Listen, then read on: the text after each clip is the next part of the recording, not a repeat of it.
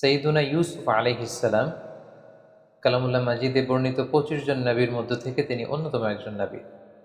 সৈয়দনা ইউসুফ আলাইহিস সালাম হচ্ছেন সৈয়দনা ইয়াকুব আলাইহিস সালামের পুত্র। ওনার জন্ম হয় ইরাকের হাররানে, শৈশব কাটে কানাআনে এবং কৈশোর থেকে বাকি জীবন কাটে মিশরে। সৈয়দনা ইউসুফ আলাইহিস সালাম অত্যন্ত সুশ্রী অবয়বের অধিকারী একজন মানুষ ছিলেন। আল্লাহ রাসূল সাল্লাল্লাহু আলাইহি ওয়াসাল্লাম মেরাজের রাতে যখন সৈয়দনা ইউসুফ আলাইহিস সালামকে দেখেন, তিনি সৈয়দনা ইউসুফ আলাইহিস সালামকে দেখে মন্তব্য করেছিলেন যে কদ উতিয়া শাতরাল হুসন, অর্থাৎ সৌন্দর্যের অর্ধেক যেন আল্লাহ তাআলা ইউসুফ আলাইহিস সালামকে দান করেছেন। Half of the beauty is given two prophet Yusuf আলাইহিস সালাম। তিনি এত সুন্দর, এত স্মার্ট, হ্যান্ডসাম এবং ড্যাশিং চেহারার একজন মহামানব ছিলেন। আল্লাহ রাসূল সাল্লাল্লাহু আলাইহি ওয়াসাল্লাম বলেছেন যে সৌন্দর্যের অর্ধেক আমি ইউসুফ আলাইহিস সালামের চেহারার মধ্যে দেখতে পেয়েছি। এবং সৈয়দনা ইউসুফ আলাইহিস সালাম স্বপ্ন ব্যাখ্যায় অত্যন্ত পারদর্শী ছিলেন। আমরা আমাদের আলোচনাটিতে যখন এগোবো তখন আপনারা দেখবেন যে তিনি কত চমৎকার করে স্বপ্নের ব্যাখ্যা করতে জানতেন। এবং আল্লাহ তাআলা সূরা ইউসুফ এ ব্যাপারে উল্লেখ করেছেন যে ওয়ায়ুআল্লিমুকা মিন তা'ওয়িলিল আহাদিস, আল্লাহ তাআলা কথার ব্যাখ্যা, কথার মর্মে কি করে পৌঁছতে হয় এ ব্যাপারে প্রকৃত জ্ঞান, সঠিক জ্ঞান আল্লাহ তাআলা ইউসুফ আলাইহিস সালামকে দান করেছেন। এবং সৈয়দনা ইউসুফ আলাইহিস সালামকে আল্লাহর হাবিব সাল্লাল্লাহু আলাইহি ওয়াসাল্লাম সহিহ বুখারীর বর্ণনায় আল কারীম উপাধি দিয়েছেন। আমরা এর আগের কয়েকটা সেশনেও বলেছি যে 4 জন নবীকে আল্লাহ তাআলা কারীম বলেছেন। আল কারীম ইবনুল কারীম ইবনুল কারীম ইবনুল কারীম, ইউসুফ ইবনে ইয়াকুব ইবনে ইসহাক ইবনে ইব্রাহিম আলাইহিস সালাম। এই 4 জন নবীকে আল্লাহ তাআলা কারীম বা সম্মানিত হিসেবে ঘোষণা করেছেন। এবং আমরা এটাও জানি যে সৈয়দনা ইউসুফ আলাইহিস সালামের ব্যাপারে কালামুল্লাহ মাজিদে একটি স্বতন্ত্র সূরা আল্লাহ তাআলা ডেডিকেট করেছেন। এটি হচ্ছে কোরআন আল কারীমের 12তম সূরা, সূরাতু ইউসুফ।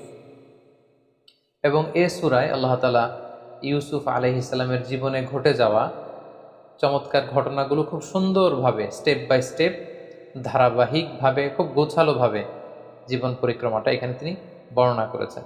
এবং মজার ব্যাপার হচ্ছে সৈয়দনা ইউসুফ আলাইহিস সালামের ঘটনা সূরা ইউসুফ ছাড়া কালামুল্লাহ মাজিদের কোনো সূরাতে আর আসেনি।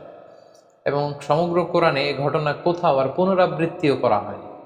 সৈয়দনা ইউসুফ আলাইহিস সালামের ব্যাপারে কোরআন থেকে কেউ যদি ইনফরমেশন নিতে চায়, তাকে সরাসরি ডিরেক্টলি কালামুল্লাহ মাজিদের 12তম সূরা, সূরা ইউসুফ খুলতে হবে এবং 111টি আয়াত সম্বলিত এই পুরো সূরাটি পড়লেই সৈয়দনা ইউসুফ আলাইহিস সালামের জীবন পরিক্রমা সম্পর্কে খুব সুন্দর ধারণা নেওয়া যাবে ইনশাআল্লাহ।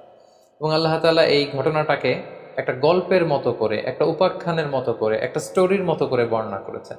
এবং এটাকে আল্লাহ তাআলা বলেছেন আহসানুল কসস, দ্য বেস্ট অ্যামং স্টোরিজ।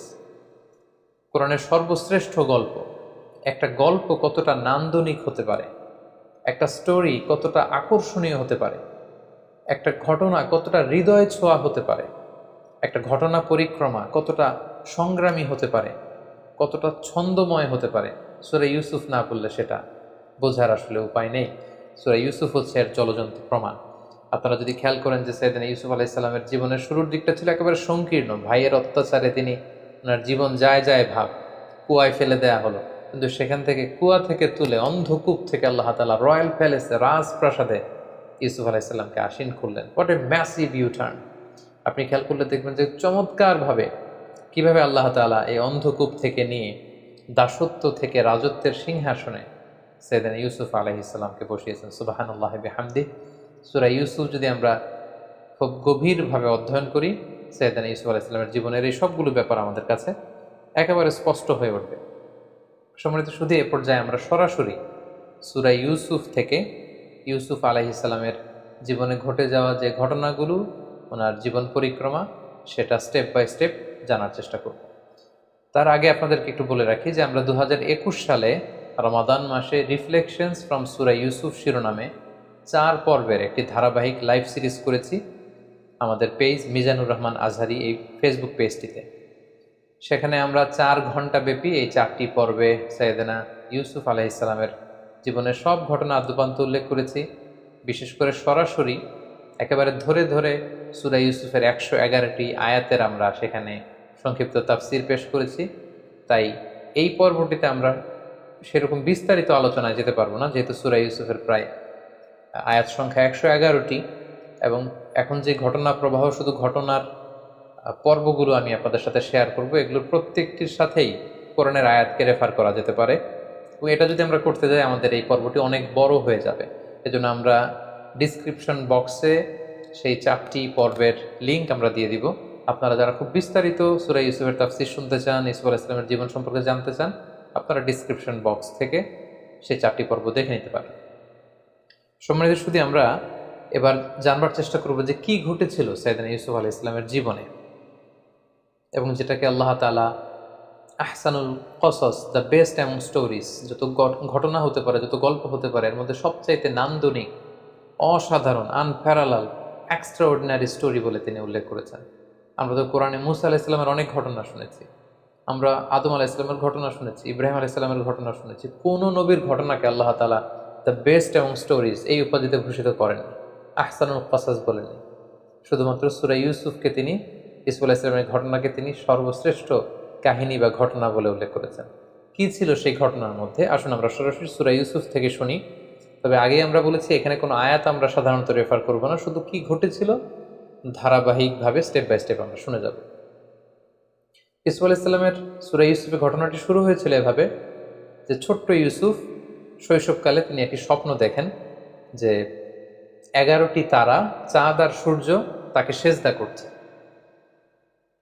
খুব অদ্ভুত একটা স্বপ্ন দিয়ে সূরা ইউসুফের কথাবার্তা শুরু, যে তিনি স্বপ্নে দেখলেন 11টি তারা, চাঁদ, সূরজ তাকে সিজদা করছে। তিনি তার পিতা ইয়াকুব আলাইহিস সালামের কাছে স্বপ্নের কথা বললেন।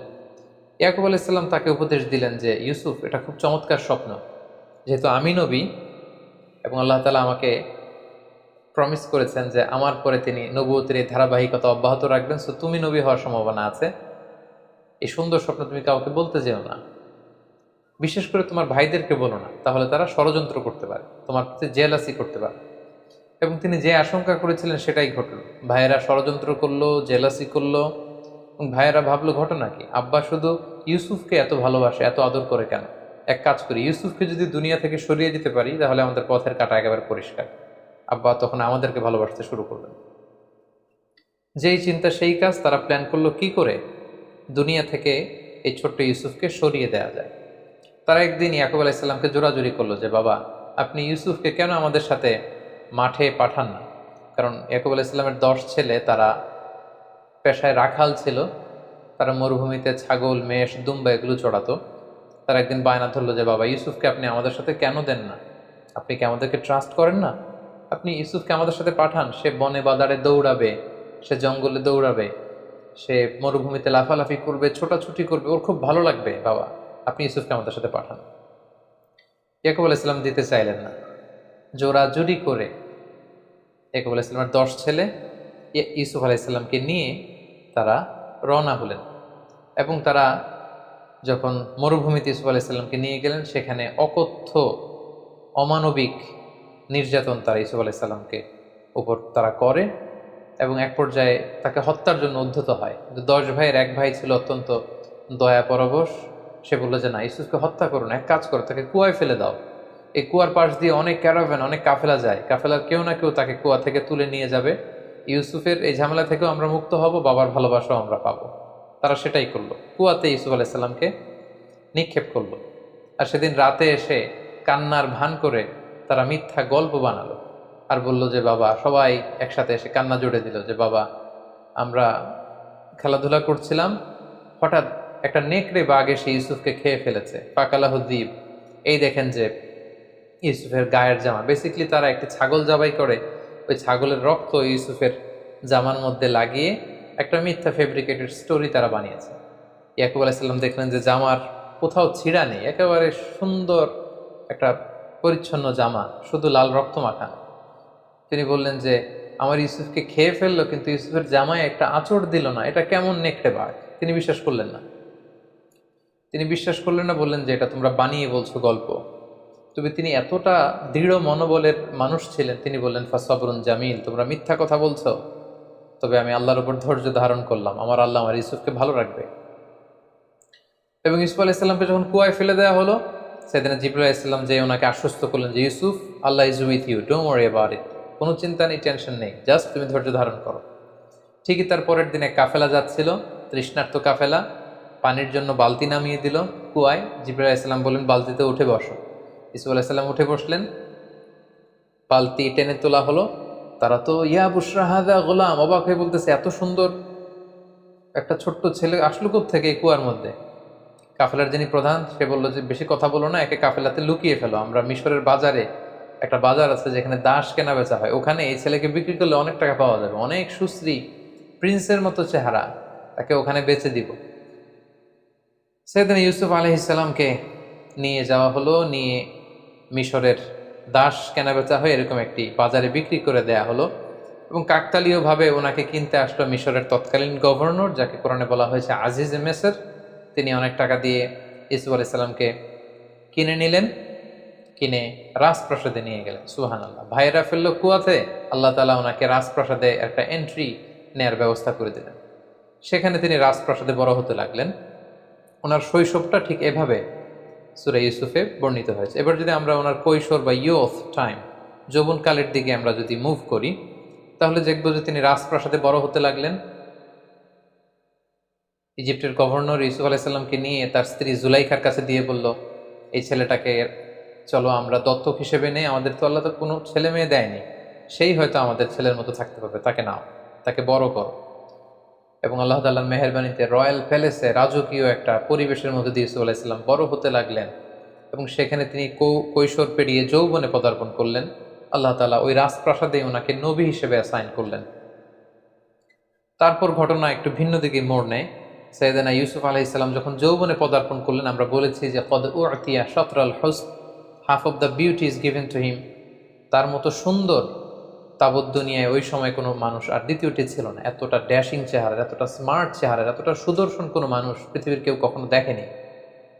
সো ওনার যৌবনের এই সৌন্দর্য দেখে যে জুলাইখা তাকে নিজের ছেলের মতো পালতে পেলে পেলে বড় করছিল, সে জুলাইখা নিজেই তার প্রেমে হাবুডুবু খেতে শুরু করল। এবং এক পর্যায়ে জুলাইখা সাইয়েদনা ইউসুফ আলাইহিস সালামকে কুপ্রস্তাব দিল, প্রেমের প্রস্তাব, কুপ্রস্তাব। এবং ইউসুফ আলাইহিস সালাম এটা প্রত্যাখ্যান করলেন। তিনি বললেন, কিভাবে এটা সম্ভব? আমি আপনাকে মায়ের চোখে দেখি, মায়ের মতো দেখি, আপনি আমাকে মায়ের আদরে বড় করেছেন, এখন কিভাবে আপনার স্বামী থাকা অবস্থায় আপনি পাপের প্রস্তাব আমাকে করতে পারছেন? ইউসুফ আলাইহিস সালাম প্রত্যাখ্যান করলেন। জুলাইখার ডাকে তিনি সাড়া দিলেন না। কিন্তু জুলাইখা নাছোড়বান্দা, যে কোনো মূল্যেই তিনি তার ডিজায়ারকে ইউসুফের মাধ্যমে ফুলফিল করতে চান। আমি খুব, to make the long story very short, খুব সংক্ষেপে আমি বলছি যে একদিন গভীর রাতে জুলাইখা ইউসুফ আলাইহিস সালামকে একটা খাওয়াস, একটা স্পেশাল চেম্বারে ডেকে পাঠালেন। এবং যাকে দিয়ে ডাকিয়ে আনলেন তাকে বললেন যে এই চেম্বারে ঢুকতে 7টা দরজা পেরোতে হয়, প্রত্যেকটা দরজায় বড় বড় তালা লাগিয়ে দিবে যাতে করে ইউসুফ বেরোতে না পারে। ইউসুফ আলাইহিস সালাম সেখানে ঢুকলেন, 7টা দরজায় তালা লাগিয়ে দেওয়া হলো। এবার জুলাইখা আবারও প্রেম নিবেদন করলো। ইউসুফ আলাইহিস সালাম প্রত্যাখ্যান করলেন, নানাভাবে ফুসলাতে লাগলো। সেদিন ইউসুফ আলাইহিস সালাম প্রত্যাখ্যান করলেন। তারপরে জোরাজুরি যখন শুরু করলো জুলাইখা, তখন আল্লাহ তাআলার আদেশে জিবরাইল আলাইহিস সালাম বললেন যে, হে ইউসুফ, তুমি যদি ঈমান বাঁচাতে চাও তাহলে দৌড়াও। ইউসুফ আলাইহিস সালাম দেখলেন যে তালা লাগানো, তিনি কাল বিলম্ব না করে আল্লাহর নামে দৌড়াতে শুরু করলেন। কিন্তু খুব অবাকভাবে তিনি যখন দরজার সামনে আসলেন, মুহূর্তের মধ্যে দরজার তালা খুলে যেতে লাগলো।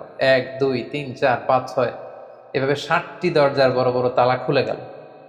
এবং পেছন থেকে জুলাইখাও ইউসুফ আলাইহিস সালামকে ধরবার জন্য দৌড়াতে লাগলো। সাইয়েদনা ইউসুফ আলাইহিস সালাম দৌড়াচ্ছেন বাঁচার জন্য, জুলাইখা দৌড়াচ্ছে ইউসুফ আলাইহিস সালামকে পাওয়ার জন্য। দৌড়াতে দৌড়াতে 7ম দরজার কাছে যখন জুলাইখা চলে আসলো, ইউসুফ চলে আসলো, জুলাইখা ইউসুফ আলাইহিস সালামের জামার পেছনে ধরে টান মারলো।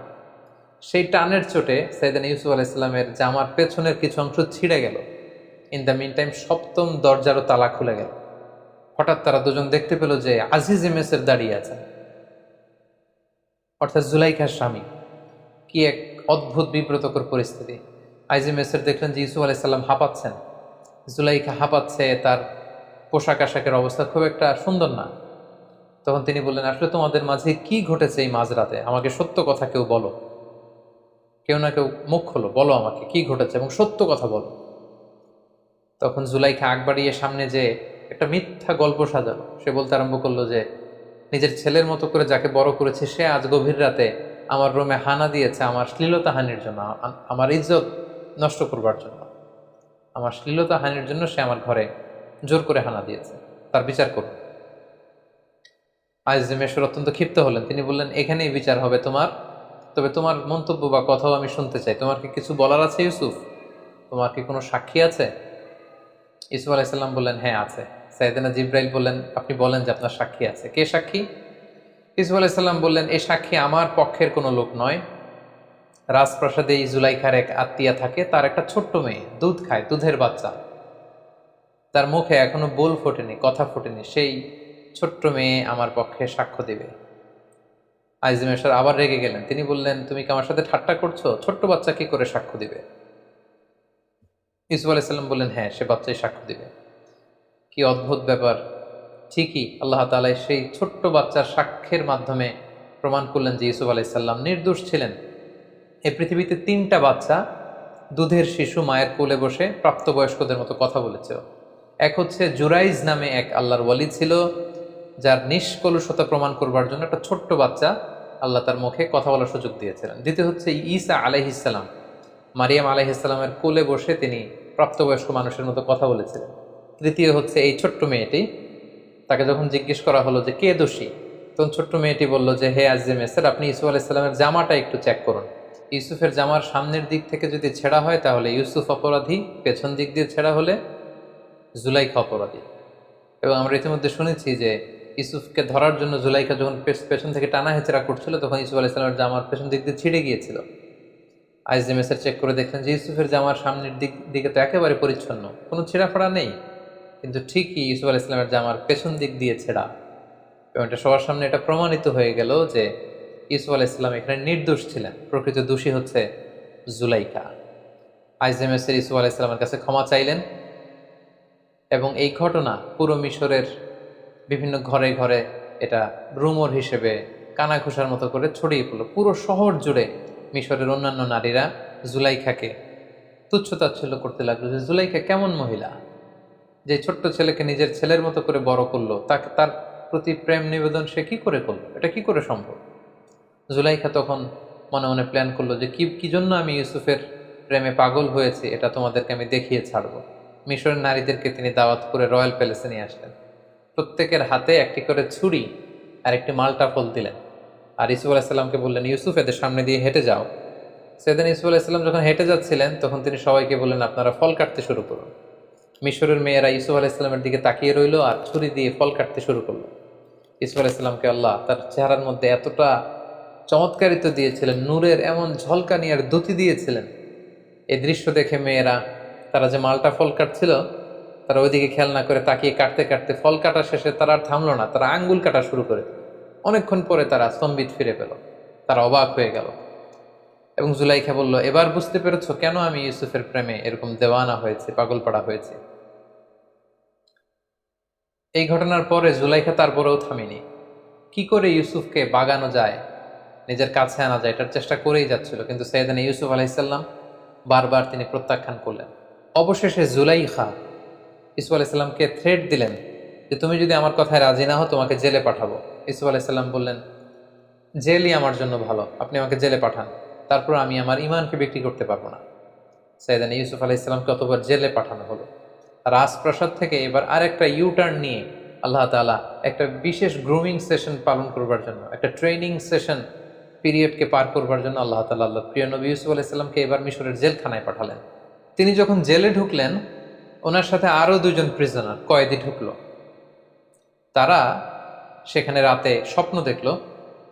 একজন স্বপ্ন দেখলো যে তিনি আঙ্গুর নিংড়িয়ে রস বানিয়ে মদ রাজাকে খাওয়াচ্ছেন, আঙ্গুর নিংড়িয়ে মদ বানাচ্ছেন। আরেকজন স্বপ্নে দেখলো যে মাথার মধ্যে করে তিনি রুটির বোঝা নিয়ে যাচ্ছেন আর পাখি এসে ঠুকরে ঠুকরে রুটি খাচ্ছে। এবং সকালবেলা তারা দুজন সবার কাছে বললো যে আমরা ভয়ঙ্কর স্বপ্ন দেখেছি। কি স্বপ্ন? এরকম এরকম স্বপ্ন। ইউসুফ আলাইহিসসালাম বললেন যে আমি তোমাদের স্বপ্নের ব্যাখ্যা করে দিতে পারবো, তোমরা কি বিশ্বাস করবে? তারা বললেন, হ্যাঁ বিশ্বাস করবে।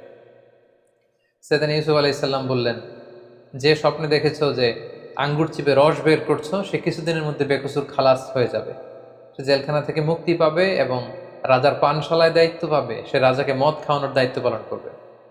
আর যে স্বপ্নে দেখেছে যে মাথার উপর থেকে মাথায় করে রুটির বোঝা নিয়ে এসে যাচ্ছে আর উপর থেকে পাখি এসে ঠুকরে ঠুকরে সে রুটি খাচ্ছে, কিছুদিনের মধ্যেই তার মৃত্যুর ফায়সালা হবে, তাকে শুলে চড়িয়ে রাষ্ট্রীয়ভাবে মৃত্যুদণ্ডের আদেশ দেয়া হবে এবং এই মৃত্যুদণ্ড কার্যকর করা হবে। কিছুদিন পরে সেটাই ঘটল। যে স্বপ্নে দেখেছিল যে আঙ্গুর থেকে রস বের করছে, তাকে জেলখানা থেকে মুক্তি দেয়া হলো এবং রাজার পানশালায় দায়িত্ব পেল, সে রাজাকে মদ খাওয়াতে শুরু করলো। আর যে স্বপ্নে দেখেছিল মাথার রুটির ঝুড়ি থেকে পাখি এসে ঠুকরে ঠুকরে খাচ্ছে, তার মৃত্যুদণ্ডের আদেশ আসলো এবং তাকে শুলে চড়িয়ে মৃত্যুদণ্ড দেয়া হলো। ইসুফ আলাইহিসসালামের স্বপ্নের ব্যাখ্যার এই পুঙ্খানুপুঙ্খতা দেখে জেলখানার সবাই ইসুফ আলাইহিসসালামের বড্ড ভক্ত হয়ে গেলেন। সবাই এখন ইসুফ আলাইহিসসালাম ছাড়া কিছুই বোঝেন না। সবাই বুঝতে আরম্ভ করলো যে এই মানুষটা সাধারণ কোনো মানুষ নয়, এটা মহামানব। সাইয়েদনা ইউসুফ আলাইহিসসালাম দেখলেন এই তো সুযোগ, এই সুযোগেই তাওহীদের বাণী জেলখানার প্রতিটি কয়েদির হৃদয়ের ভেতরে আমাকে ঢুকিয়ে দিতে হবে। সাইয়েদনা ইউসুফ আলাইহিসসালাম জেলখানার অন্ধ প্রকোষ্ঠে বসে বসে দাওয়াতি কাজ করতে লাগলেন। জেলখানার লোকদেরকে তিনি তাওহীদের শিক্ষা দিলেন, রিসালাতের শিক্ষা দিলেন, আখিরাতের শিক্ষা দিলেন, সততার শিক্ষা দিলেন, ঈমানের শিক্ষা দিলেন। জেলখানার প্রতিটা মানুষকে তিনি আলোকিত মানুষে রূপান্তরিত করে ফেললেন। কিছুদিন পর স্বয়ং মিশরের রাজা একটি অদ্ভুত স্বপ্ন দেখলেন। স্বপ্নটি ছিল এমন, তিনি 7টি মোটা গরু দেখলেন আর 7টি চিকন গরু দেখলেন এবং দেখলেন 7টি চিকন জীর্ণশীর্ণ গরু 7টি মোটা গরুকে গিলে খেয়ে ফেলছে। আবার তিনি 7টি সতেজ গমের শীষ দেখলেন, আবার 7টি নিস্তেজ গমের শীষ দেখলেন। ঘুম থেকে উঠে তিনি কাঁপতে লাগলেন। তিনি স্বপ্নের মানি বুঝতে পারলেন না। মিশরের সবচেয়ে বড় স্বপ্নের ব্যাখ্যাকারীদেরকে তিনি একসাথে এনে একটা প্যানেল করলেন, বললেন আমার স্বপ্নের ব্যাখ্যা করে দাও। কিন্তু দিনের পর দিন, সপ্তাহের পর সপ্তাহ, মাসের পর মাস সময় ব্যয় করেও গণকরা বা স্বপ্নের ব্যাখ্যাকারীরা এই স্বপ্নের কোনো সুরাহা করতে পারলেন না। রাজা অত্যন্ত বিচলিত হলেন, চিন্তিত হলেন। ইন দ্য মিন টাইম জেলখানার যেই কয়েদি মুক্তি পেয়েছিল, মুক্তি পেয়ে রাজার পানশালায় রাজাকে মদ খাওয়ানোর দায়িত্ব পেয়েছিল, তার মাথায় হঠাৎ করে জেলখানার সেই ইউসুফের কথা মনে পড়ল। সে রাজাকে বলল যে জেলখানায় থাকতে আমি একটি স্বপ্ন দেখেছিলাম, আর জেলখানার একজন অত্যন্ত ভালো লোক সে স্বপ্নের ব্যাখ্যা করে দিয়েছিল এবং যেমনটি ব্যাখ্যা করেছে ঠিক তেমনটিই ঘটেছে। রাজা তো অবাক হলেন, কে সেই লোক? সে বলল তার নাম হচ্ছে ইউসুফ। রাজা বললেন তাকে ডেকে আনো, তার কাছে আমার স্বপ্নের কথা খুলে বলো, তাকে আমার স্বপ্নের ব্যাখ্যা করতে বলো।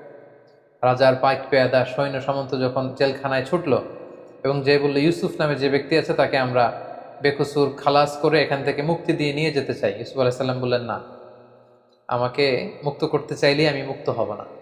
আমাকে যেই অপবাদ দিয়ে অন্যায়ভাবে জুলুম করে আমাকে যে জেলখানায় ঢোকানো হয়েছিল তার বিচার আগে হতে হবে। সেটা যখন প্রমাণিত হবে সবার কাছে যে আমি নির্দোষ, জুলুম করে আমাকে জেলখানায় পাঠানো হয়েছে, এটা প্রমাণিত হলে আমি বেরোবো। রাজা তো এসব কিছুরই জানেন না। রাজা তখন জিজ্ঞেস করলেন কি হয়েছে। তখন জুলাইখা, আজিজে মিসর, মিশরের সেই নারীদের সব ঘটনা ওনাকে যখন বলা হলো, তিনি সবাইকে ডেকে বিচার করলেন। জুলাইখা সব অপরাধের দায়ভার নিজের কাঁধে বহন করে নিল এবং সে বলল যে আল আন হাসাস আল হক, আজকে সত্য প্রকাশিত হয়েছে। সবার সামনে জুলাইখা অবশেষে স্বীকার করে নিল যে আসলে আমি প্রকৃতপক্ষে দোষী। ইউসুফ আলাইহিসসালাম হচ্ছেন নির্দোষ, নিষ্কলুষ একজন মানুষ, তার পুরো চরিত্রে এক ফোঁটা কালিমা লেপন করার মতো কোনো ক্ষমতা কারো নেই। সবার কাছে যখন সাইয়েদনা ইউসুফ আলাইহিসসালামের নির্দোষ হিসেবে তিনি প্রমাণিত হলেন, তখন তিনি জেলখানা থেকে বের হলেন। রাজকীয় সংবর্ধনা দিয়ে, রয়্যাল রিসেপশন দিয়ে, রেড কার্পেট রিসেপশন দিয়ে মিশরের বাদশাহ সাইয়েদনা ইউসুফ আলাইহিসসালামকে জেলখানা থেকে বের করলেন এবং বললেন আস্তাখলিসুহু লিনাফসি, আমি আমার পার্সোনাল সেক্রেটারি বানাবো ইউসুফকে। ইউসুফ আলাইহিসসালাম বললেন না, এই কাজ করবেন না, কারণ আপনি এই দায়িত্ব আমাকে না দিয়ে আমাকে অর্থমন্ত্রী বানান, আমাকে মিশরের খাদ্যমন্ত্রী বানান, আমাকে এগ্রিকালচার মিনিস্টার বানান, কারণ আপনার স্বপ্নের ব্যাখ্যা আমি দেব। আপনার স্বপ্নের ব্যাখ্যা হচ্ছে মিশরের জন্য একটা ভয়াবহ দিন অপেক্ষা করছে। সামনের 7টি বছর আসবে। আপনি যে 7টি গরু দেখেছেন, গরু দিয়ে বোঝানো হয় বছর। সামনে 7টি বছর আসবে, তখন আপনারা চাষ করবেন। চাষ করে যে সমস্ত গম চাষ করবেন সব খেয়ে ফেলা যাবে না, এই গমগুলো রেখে দিতে হবে। কিছু গম শীষ সমেত রেখে দিতে হবে, প্রিজার্ভ করতে হবে। 7 বছর পর আসবে প্রচণ্ড দুর্ভিক্ষ, অনাবৃষ্টি, মাটি ফেটে চৌচির হয়ে যাবে, এক ফোঁটা বৃষ্টি মিশরের জমিনে আসবে না। ওই দুর্ভিক্ষের সময় আপনাদের জমানো গমের ভাণ্ডার থেকে জনগণকে এটা বিতরণ করে সবাইকে খাওয়াবে। সাত 14 বছর যখন চলে যাবে, এরপরে 7 বছর প্রচণ্ড বৃষ্টি হবে, পুরো মিশর সবুজ শ্যামলে একেবারে পরিপূর্ণ সতেজ হয়ে যাবে, গাভীর ওলানগুলো দুধে পূর্ণ হয়ে যাবে, মাঠ ঘাটে ফসলের সয়লাভ হয়ে যাবে। তাহলে 7 7 7 3 7 21 বছরের একটা রোড ম্যাপ তিনি স্বপ্নের ব্যাখ্যা দাঁড় করালেন এবং রাজা অত্যন্ত খুশি হলেন। রাজা বললেন, ঠিক আছে, আপনাকে ফিনান্স মিনিস্ট্রি, এগ্রিকালচার মিনিস্ট্রির দায়িত্ব দেওয়া হলো। সাইয়েদনা ইউসুফ আলাইহিসসালাম জেল থেকে বের হয়ে মন্ত্রীর ভূমিকায় অবতীর্ণ হলেন এবং এই স্বপ্নের ব্যাখ্যা বিপরীতে তিনি যে রোডম্যাপ, দুর্ভিক্ষ দমন বা দুর্ভিক্ষ মোকাবেলার যে রোডম্যাপ তিনি দাঁড় করিয়েছেন, সেটা অনুযায়ী মিশরের জনগণকে নিয়ে তিনি কাজ করতে শুরু করলেন। ঠিকই ওনার কথা অনুযায়ী প্রথম 7 বছর গম চাষ করা হলো, রাষ্ট্রীয় কোষাগারে শুকনো গমকে প্রিজার্ভ করা হলো। 7 বছর যখন শেষ হয়ে গেল, ঠিকই ওনার স্বপ্নের ব্যাখ্যা অনুযায়ী হুবহু 7 বছর পরেই দুর্ভিক্ষ শুরু হলো, অনাবৃষ্টি শুরু হলো, ড্রট, ফ্যামিন শুরু হলো। পুরো মিশর জুড়ে অনাবৃষ্টি, এক ফোঁটা বৃষ্টি নাই, পানি নাই, নীল নদের পানি শুকিয়ে যেতে লাগলো, না খেয়ে মানুষ মরবার মতো অবস্থা। সাইয়েদনা ইউসুফ আলাইহিসসালাম এই কঠিন পরিস্থিতি মোকাবেলার জন্য গত 7 বছর ধরে খাদ্য সংরক্ষণ করেছেন। তিনি এবার খাদ্য বিতরণ করতে লাগলেন। পুরো মিশরি জনগণ ইউসুফ আলাইহিসসালামের এই চমৎকার ইন্টেলেকচুয়াল প্ল্যানিংয়ে সবাই খুশি হয়ে গেল। পুরো মিশর জুড়ে সাইয়েদনা ইউসুফ আলাইহিসসালামের জয় জয়কার হতে শুরু করলো। গোটা বিশ্বে যত জায়গায় দুর্ভিক্ষ হয়েছে সবাই না খেয়ে তখন মরতে শুরু করলো, কিন্তু মিশরে দুর্ভিক্ষের কোনো প্রভাব তখন পড়েনি, কারণ সাইয়েদনা ইউসুফ আলাইহিসসালাম খুব চমৎকারভাবে খাদ্য সংরক্ষণ করেছেন। তখনকার এই দুর্ভিক্ষ শুধু মিশরেই প্রভাব পড়েনি, আশেপাশের দেশগুলোতেও দুর্ভিক্ষের কারণে মানুষ না খেয়ে থাকতে শুরু করলো।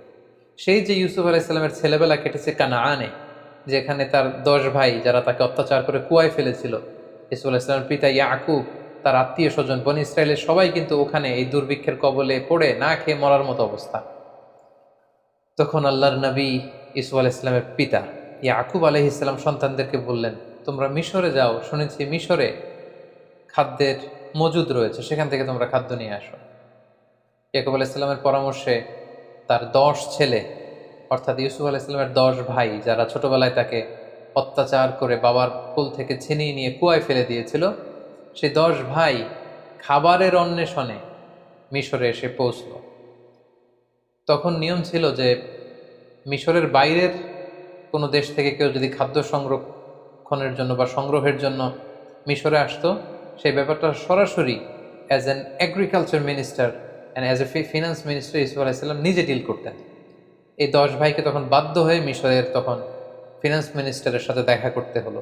এবং আমরা জানি ফিনান্স মিনিস্টারের চেয়ারে তখন বসা ইউসুফ আলাইহিসসালাম, মিশরের মন্ত্রী, আর তার সামনে 10 ভাই কাচুমাচু হয়ে, জীর্ণ শীর্ণ হয়ে, ছেঁড়া পুরাতন পোশাক পরে তারা এসে দাঁড়ালো। ইউসুফ আলাইহিসসালাম সিম্পলি জিজ্ঞেস করলেন, তোমরা কারা? তারা বলল, আমরা কানাআনের অধিবাসী। ইউসুফ আলাইহিসসালাম অবাক হলেন। কানাআন শুনেই ওনার ছোটবেলার কথা মনে পড়ল। জিজ্ঞেস করলেন, তোমাদের নাম কি? তারা যখন নাম বলতে আরম্ভ করলো, ইউসুফ আলাইহিসসালামের চোখ দিয়ে পানি নামার উপক্রম। ইউসুফ আলাইহিসসালাম জিজ্ঞেস করলেন, তোমাদের বাবার নাম কি? তারা বলল, ইয়াকুব আন নবী। ইউসুফ আলাইহিসসালাম নিজেকে আর ধরে রাখতে পারলেন না, কিন্তু তিনি অনেক কষ্ট করে নিজেকে সামলে স্বাভাবিকভাবেই তাদের সাথে কথোপকথন শেষ করেছেন।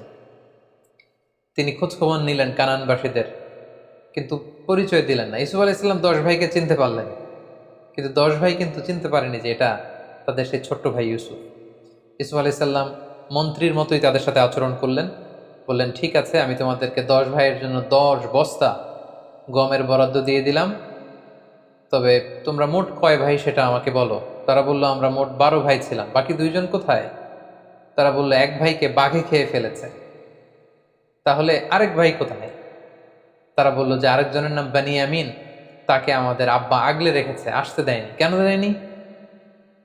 তারা তখন বলল যে ছোটবেলায় বাঘে খাওয়া ভাইকে হারিয়ে তার আপন ভাই বেনিয়ামিনকে বাবা সবসময় কাছে কাছে রাখে, বাবার কাছ থেকে তাকে আনা এত সহজ না। ইউসুফ আলাইহিসসালাম বললেন, আমি এই কথা শুনবো না। নেক্সট টাইমে তোমরা যদি আবার খাবার নিতে আসো, অবশ্যই তোমাদের সেই ভাই বেনিয়ামিনকে, মানে যেটা আসলে ইউসুফ আলাইহিসসালামের আপন ভাই, তাকে নিয়ে আসতে হবে।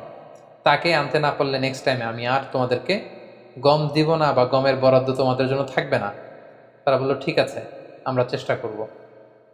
ইউসুফ আলাইহিসসালাম তার স্টাফদেরকে বললেন যে তাদেরকে 10 জনকে 10 বস্তা গম দাও, আর গমের দাম তারা যেটা দিয়েছে এটা লুকিয়ে 10 জনের গমের বস্তার ভিতরে আবার ঢুকিয়ে দাও, যাতে তারা বুঝতে পারে যে আমি অত্যন্ত দয়ালু।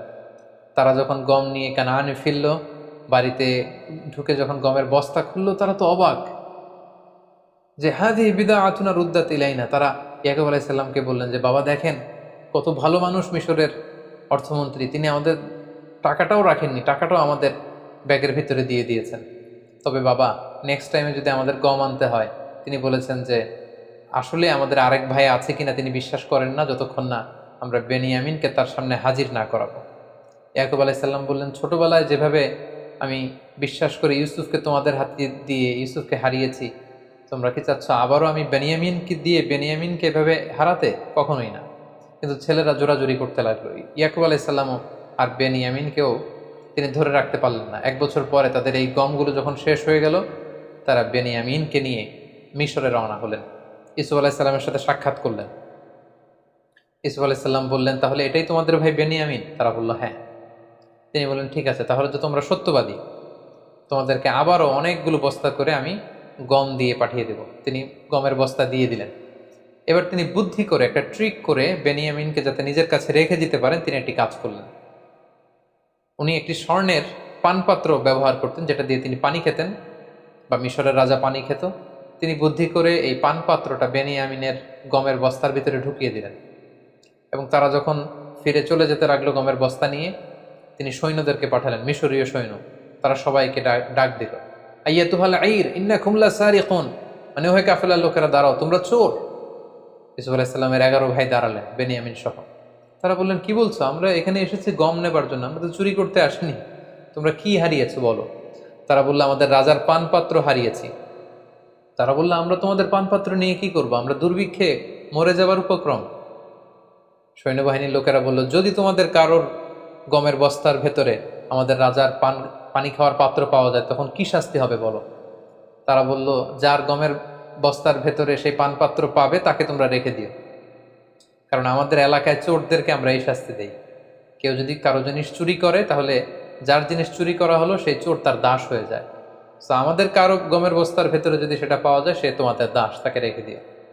এবার সৈনিকদের মধ্যে থেকে একজন প্রত্যেকের গমের বস্তার থেকে গম বের করে খুঁজতে লাগলো, সার্চ করতে লাগলো। সার্চ করতে করতে কারো গমের বস্তার ভেতরে যখন পায় না, সর্বশেষে যখন বানিয়ামিনের বস্তা চেক করা হলো, দেখা হলো যে এখানে বানিয়ামিনের গমের বস্তার ভেতরে সেই পানপাত্র পাওয়া গেল। বাকি 10 ভাই তো লাজবাব, তারা তো অবাক। তারা বললো, হে বেনিয়ামিন, তুমি কি করলে এটা? তুমি এখানে এসে চুরি করবে আমরা কল্পনাও করতে পারিনি। তারা একটা মিথ্যা কথা বললো। তারা বললো, তোমার ভাইও ছিল চোর, তুমিও একটা চোর। নাউযুবিল্লাহি মিন যালিক। আসলে কথাটা একেবারেই মিথ্যা। তখন সাইয়েদনা ইউসুফ আলাইহিসসালাম ওই জায়গায় এসে উপস্থিত হলেন। তিনি বললেন যে, তোমরা বলেছ চোরকে আমরা সাথে করে নিয়ে যাব, বেনিয়ামিনের বস্তায় যেহেতু পাওয়া গিয়েছে তাকে আমি নিয়ে গেলাম। তারা বলল, হে মিশরের অর্থমন্ত্রী, হে মেহেরবান, আপনি তো অত্যন্ত দয়ালু। এই ভাইকে যদি আমরা আমাদের বাবার কাছে ফিরিয়ে দিতে না পারি, আমাদের বাবা হয়তো মারাই যাবেন। আপনি যদি মেহেরবানি করে তার বদলে আমাদের 10 ভাইয়ের যে কোনো একজনকে রেখে দেন তার জায়গায়, আমরা অত্যন্ত কৃতজ্ঞ হব। ইউসুফ আলাইহিসসালাম বললেন, নাউযুবিল্লাহ, এটা আমার পক্ষে সম্ভব না। কারণ যে চুরি করেছে শাস্তি আমি তাকে না দিয়ে যদি অন্য কাউকে দেই, তাহলে মিশরের সবাই আমাকে জালিম ডাকবে।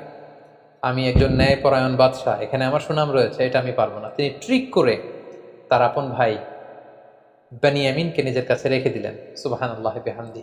অনেক বছর পর ভাইয়ের সাথে তিনি মোলাকাত করলেন, কোলাকুলি করলেন, এবং তিনি যখন বেনিয়ামিনকে নিজের পরিচয় দিলেন, বেনিয়ামিনও নিজের চক্ষুকে বিশ্বাস করতে পারল না যে মিশরের অর্থমন্ত্রী আমার সে হারিয়ে যাওয়া বাঘে খাওয়া ভাই ইউসুফ। সুবহানাল্লাহি বিহামদি। অতঃপর ইয়াকুব আলাইহিস সালামের 10 ছেলে ব্যর্থ হয়ে কানানে ফিরে এসে বাবার কাছে সব খুলে বলল। ইয়াকুব আলাইহিস সালাম বিশ্বাস করতে পারলেন না। তিনি বললেন, আমার ছেলে বেনিয়ামিন চুরি করতেই পারে না। 10 ছেলে বলল, বাবা, আমরা যদি মিথ্যা বলে থাকি, কাফেলাতে আমাদের সাথে অনেক লোক ছিল, আপনি তাদেরকে জিজ্ঞেস করুন। তারা আমাদের সামনে দাঁড়িয়ে দাঁড়িয়ে দৃশ্য দেখেছে যে বেনিয়ামিনের ব্যাগ থেকেই সেই পানপাত্র পাওয়া গিয়েছে। ইয়াকুব আলাইহিস সালাম এবার আরো মর্মাহত হলেন, আরো দুঃখিত হলেন। তিনি ভেঙে পড়লেন একেবারে মানসিকভাবে। এতদিন ইউসুফকে হারানোর কষ্ট, এবার ইউসুফের ভাই বেনিয়ামিনকে হারানোর কষ্ট। কাঁদতে কাঁদতে উনি অন্ধ হয়ে গেলেন। তারপর আশা হারালেন না। বললেন, বাবারা, তোমরা আবার মিশরে যাও, আবার সেই অর্থমন্ত্রীকে অনুরোধ করো। আমার মন বলছে যে তোমরা ইউসুফ এবং বেনিয়ামিন দুজনকেই খুঁজে পাবে। 10 ভাই এবার আবার অর্থমন্ত্রীর কাছে যে ইয়াকুব আলাইহিস সালামের পক্ষ থেকে একটা চিঠি দিল যে, হে অর্থমন্ত্রী, আপনি পড়ে দেখুন আমার বাবা কি লিখেছে আমাদের বাবা। তখন ইয়াকুব আলাইহিস সালাম অত্যন্ত মর্মস্পর্শী, হৃদয়স্পর্শী, আবেগঘন একটা চিঠি লিখেছিলেন যে, আমি একজন অন্ধ পিতা, অনেক বয়স আমার হয়ে গিয়েছে, ছোটবেলায় আমি ইউসুফকে, আমার সন্তানকে হারিয়েছি, আজ বেনিয়ামিনকে। এরকম আবেগঘন কথা যখন ইউসুফ আলাইহিস সালাম শুনলেন, তিনি আর ধৈর্য ধারণ করতে পারলেন, হাউমাউ করে কাঁদতে শুরু করলেন। এবং ওনার কান্না দেখে 10 ভাই অত্যন্ত আশ্চর্য হয়ে গেল। ঘটনা কি? আমাদের বাবার এই রিকোয়েস্ট শুনে মিশরের অর্থমন্ত্রী কাঁদে কেন? ইউসুফ আলাইহিস সালাম তখন 10 ভাইকে বলল, তোমরা কি করেছিলে ইউসুফের সাথে? কেন তোমরা ইউসুফকে এই কষ্ট দিয়েছিলে? এই প্রশ্নের জন্য আসলে 10 ভাই প্রস্তুত ছিল না। তারা অবাক হয়ে গেল যে ইউসুফের সাথে কি ঘটেছিল, কি করেছিলাম, এটা উনি জানবে কি করে? অতঃপর ইউসুফ আলাইহিস সালাম তাদের সামনে সত্যকে প্রকাশ করে দিলেন। তিনি বললেন, আনা ইউসুফ ওয়া হাদা আখি, আমি হচ্ছি সেই ইউসুফ যাকে তোমরা অত্যাচার করে, মারপিট করে দুনিয়া থেকে বিদায় করবার উদ্দেশ্যে কুয়ার মধ্যে ফেলে দিয়েছিল। আমি সেই ইউসুফ।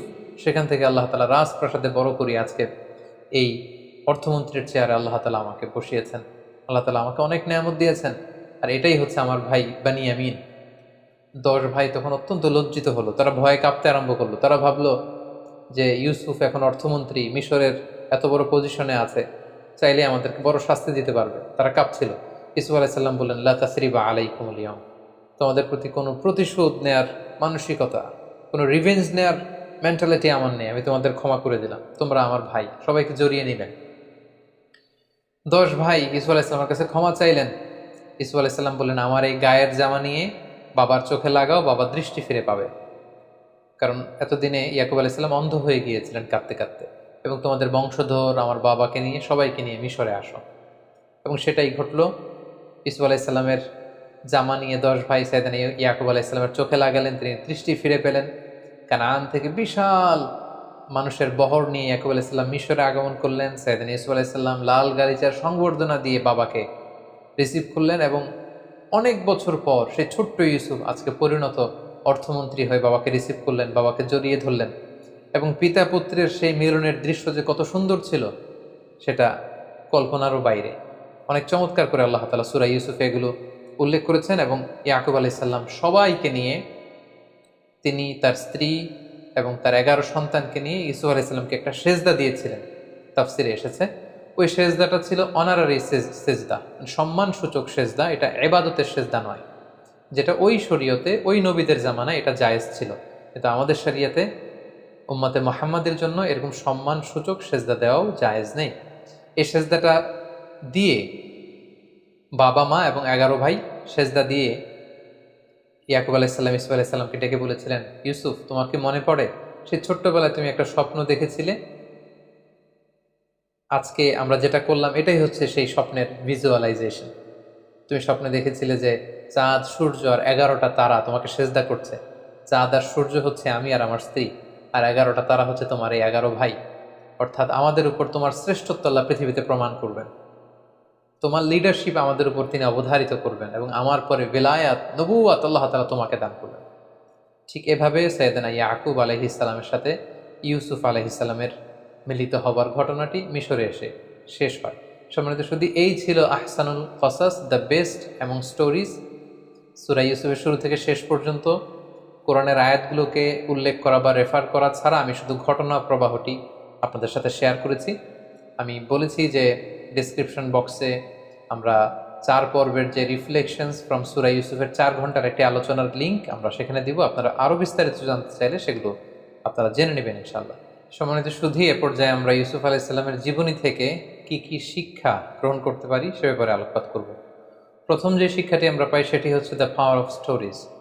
একটা গল্প কতটা পাওয়ারফুল হতে পারে সেটা আমরা এখান থেকে জেনেছি, যেটাকে আল্লাহ তাআলা আহসানুল কসাস বলেছেন, দ্য বেস্ট অ্যামং স্টোরিজ। কারণ গল্প কিন্তু মানুষের মনে দাগ কাটে, গল্প মানুষকে ইনফ্লুয়েন্স করে, একটা গল্প আরেকজনকে ইন্সপায়ার করে। এজন্য আমরা সফল মানুষদের গল্প শুনি, তাদের জীবনী পড়ি, যাতে করে সেখান থেকে আমরা কিছু শিক্ষা নিতে পারি।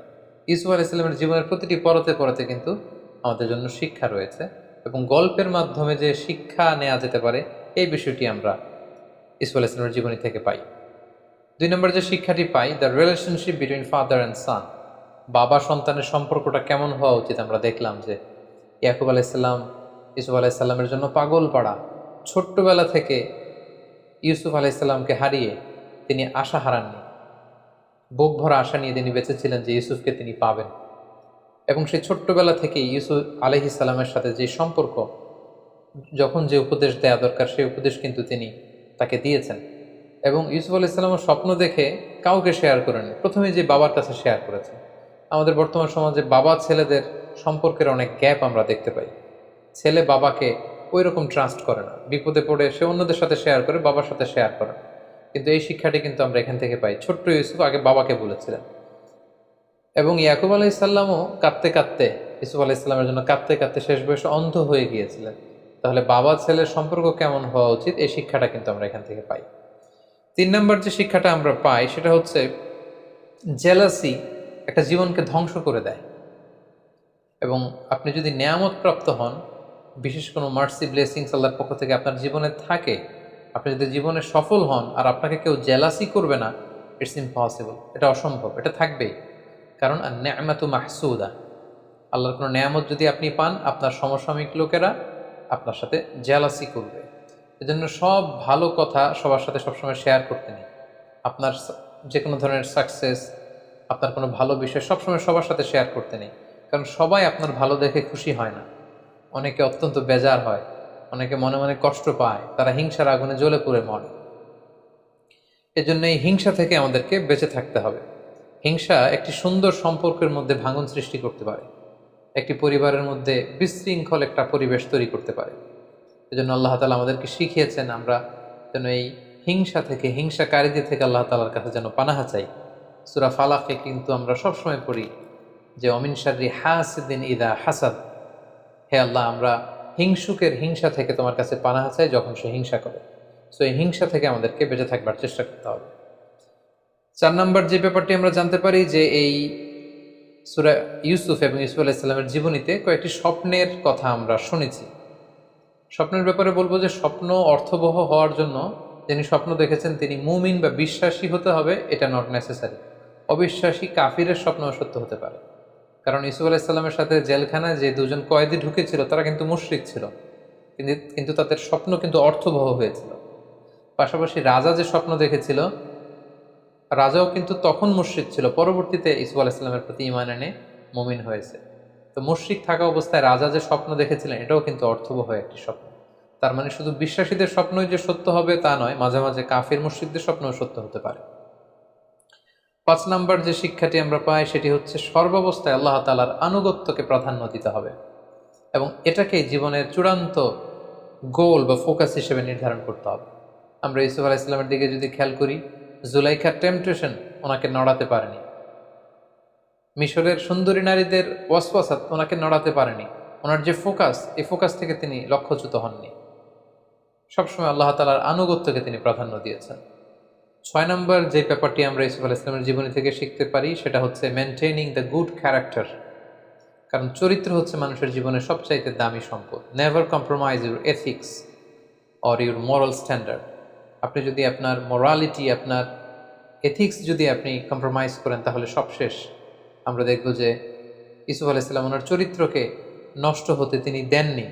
কারণ আমরা জানি যে when character is lost everything is lost। আপনার টাকা যদি চলে যায় তেমন কিছু নষ্ট হয় না, স্বাস্থ্যহানি ঘটলে কিছুটা আপনি লুজার হন, কিন্তু আপনার চরিত্র যখন শেষ হয়ে যায় আপনি সব হারাবেন। সো আমরা যেন আমাদের চরিত্রকে সবসময় নিষ্কলুষ রাখতে পারি, এই চেষ্টাটুকুন বিশেষ করে যুবকদের করতে হবে। 7 নম্বর যে শিক্ষাটুকুন পাই সেটা হচ্ছে দাওয়া could be done any place in the world, even in the jail. একজন দাঈ ইলাল্লাহ তার কোনো বিশেষ স্পেশাল প্লেস লাগে না, যে কোনো জায়গায় তিনি দাওয়া দিতে পারেন। রাস্তায় স্ট্রিট দাওয়া, ঘরে ফ্যামিলি দাওয়া, মসজিদে মস্ক দাওয়া, জেলখানার ভিতরেও তিনি দাওয়া কাজ করতে পারেন, যেটা আমরা দেখেছি ইউসুফ আলাইহিস সালামের জীবনীতে। একজন দাঈর জন্য দাওয়াতি কাজের ক্ষেত্রে সারা দুনিয়া খোলা। If one door is close other doors are open. একটা দরজা যদি বন্ধ হয়ে যায় আরো অনেক দরজা খোলা রয়েছে। আব্দুল্লাহ ওয়াসিআ, আরো অনেক সুযোগ রয়েছে, আরো অনেক প্ল্যাটফর্ম রয়েছে কোরআনের কথাকে ছড়িয়ে দেওয়া। সো দাওয়া কাজ সব জায়গায় চলতে পারে। 8 নম্বরে আমরা যেটা জানলাম, নিজের যোগ্যতা অনুযায়ী জায়গা করে নিতে হবে। আপনি যদি কোনো একটা সেক্টরে আপনি এক্সপার্ট হয়ে থাকেন, সেখানে আপনি কাজ না করে অন্য সেক্টরে কাজ করলে আপনি খুব বেশি কন্ট্রিবিউট করতে পারবেন না।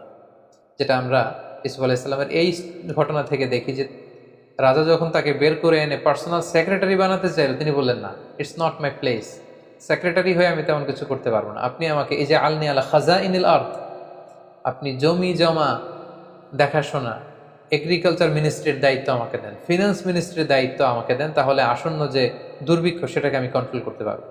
সো মাঝে মাঝে নিজের ঢোল নিজেকে পেটাতে হয়, কোন জায়গায় গেলে আপনি ভালো করতে পারবেন এটা অনেক সময় জানান দিতে হয়, যেটা ইউসুফ আলাইহিস সালাম করেছিলেন। ফলে মেধা ও যোগ্যতার মূল্যায়ন করে মেরিটোক্রেসির প্র্যাকটিস যদি আমরা করতে পারি, নিঃসন্দেহে তাকে দিয়ে অনেক কাজ করানো যাবে। 9 নম্বর যে শিক্ষাটা আমরা পাই সেটা হচ্ছে রিসোর্স ম্যানেজমেন্ট এবং মাস্টার প্ল্যানিং। আমরা দেখেছি যে সামান্য কিছু সম্পদ, এগুলো সুষম বন্টন, পরিকল্পনা এবং তার বাস্তবায়নের মধ্য দিয়ে অনেক বড় ধরনের ডিজাস্টার বা দুর্যোগকে কিন্তু মোকাবেলা করা যায়। মিশরে নতুন কিছু করা হয়েছে এমনটা না, সেই দুর্যোগ মোকাবেলার জন্য কেবলমাত্র একটা রিসোর্স ম্যানেজমেন্ট ইউসুফ আলাইহিস সালাম গড়ে তুলেছিলেন। একটা মাস্টার প্ল্যান তার ছিল, কিভাবে প্রথম 7 বছর তিনি খাদ্য গুদামজাত করবেন, পরের 7 বছর কিভাবে জনগণের মধ্যে বিতরণ করবেন, কিভাবে সুষম বন্টন করে তিনি সবার মাঝে খাদ্যের যোগান তিনি পৌঁছে দিবেন, এই প্ল্যানটা তিনি করেছিলেন। এবং এই বিষয়টা গভর্নমেন্ট রিসোর্সের ক্ষেত্রে যদি হয় সেটা আরও গুরুত্বপূর্ণ। সেক্ষেত্রে আমাদের মাস্টার প্ল্যান লাগবে, সুষম বন্টন লাগবে, পরিকল্পনা অনুযায়ী তার বাস্তবায়ন লাগবে। তখনই একটি দেশ খাদ্যে, অর্থনীতিতে স্বয়ংসম্পন্ন হতে পারে, যেটা আমরা সাইয়েদনা ইউসুফ আলাইহিস সালামের এই ঘটনা প্রবাহ থেকে জানতে পারি। সর্বশেষে আমরা যে শিক্ষাটা পাই সেটা হচ্ছে ক্ষমার শিক্ষা। Forgiveness, it's an art, and learn the art of forgiveness. ক্ষমা করতে জানা, ক্ষমা করে দেওয়া, এটা একটা শিল্প, এটাকে শিখুন, এটাকে রপ্ত করার চেষ্টা করুন। সবাই ক্ষমা করতে জানে না, যাদের হৃদয় বিশাল তারা ক্ষমা করতে জানে। যে ভাইরা তাকে কুয়ায় ফেলে দিল, হত্যার ষড়যন্ত্র করলো, সে ভাইদেরকে তিনি যখন কাছে পেলেন তিনি কি বললেন? তিনি কি রাগ ভেতরে পেলে পুষে বড় করে রেখেছিলেন? না, তিনি বলেছিলেন লা তাসরিবা আলাইকুমুল ইয়াউম ইয়াগফিরুল্লাহু লাকুম ওয়া হুয়া আরহামুর রাহিমিন। আজকে কোনো প্রতিশোধ আমি নিব না, আল্লাহ তাআলা তোমাদেরকে ক্ষমা করুক, আমি তোমাদেরকে ক্ষমা করে দিয়েছি। সো ক্ষমা করতে জানা, এই মেন্টালিটি যেন আমরা গ্রো করি নিজেদের মধ্যে। যারা ক্ষমা করে মানুষকে, তারা সবসময় ভালো থাকে, সুস্থ থাকে, মনোদৈহিক একটা প্রশান্তি লাভ করে। আর যারা অন্যের বিরুদ্ধে ক্ষোভ, রাগ পেলে বসে ভেতরে বড় করে, ইট বার্নস ইউর সেলফ ইনসাইড, এটা ভেতরে ভেতরে আপনাকে জ্বালিয়ে দিবে। রাগ, ক্ষোভ, এটা এমন একটা ব্যাপার যেটা আপনি লালন করবেন অন্যের ব্যাপারে, কিন্তু জ্বলে পুড়ে মরবেন আপনি। সো আমরা যেন অন্যকে ক্ষমা করতে শিখি, আমরা যেন আমাদের হৃদয়টাকে অনেক ব্রড করতে শিখি। আল্লাহ তাআলা আমাদের সবাইকে কথাগুলো বুঝার এবং নবীদের দেখানো পথে এবং মতে নিজেদের জীবনকে পরিচালিত করার তৌফিক দান করুক।